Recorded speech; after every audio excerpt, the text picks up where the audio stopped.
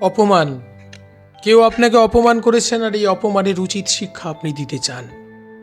যদি দিতে চান কিভাবে দেবেন আজকে আলোচনা হবে। কেউ আপনাকে গালি দিল, আপনিও গালি দিলেন, তাহলে আপনার সঙ্গে তার কি কোনো পার্থক্য রইল না? আপনাকে একটি চড় মারলো, আপনি একটি চড় মারলেন না, এটা নয়। এইভাবে উচিত শিক্ষা নয়। আপনাকে অপমানকারীকে উচিত শিক্ষা দিতে হবে। তুমি অধম হইলে আমি উত্তম হইব না কেন, এই নীতিতে আসুন আগে।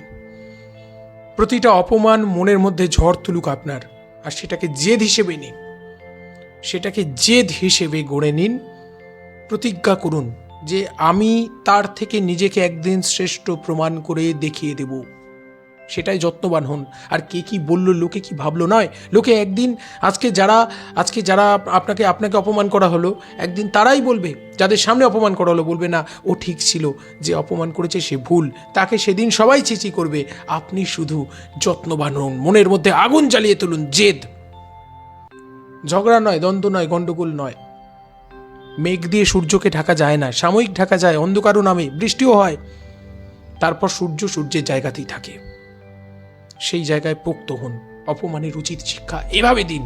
অপমানকারীকে আপনার থেকে নিচে নামান, আপনি নিজে যোগ্য হয়ে প্রমাণ করে দিন। আজকে এখানে শেষ করলাম। পরবর্তী পর্বে আলোচনার সঙ্গে থাকুন।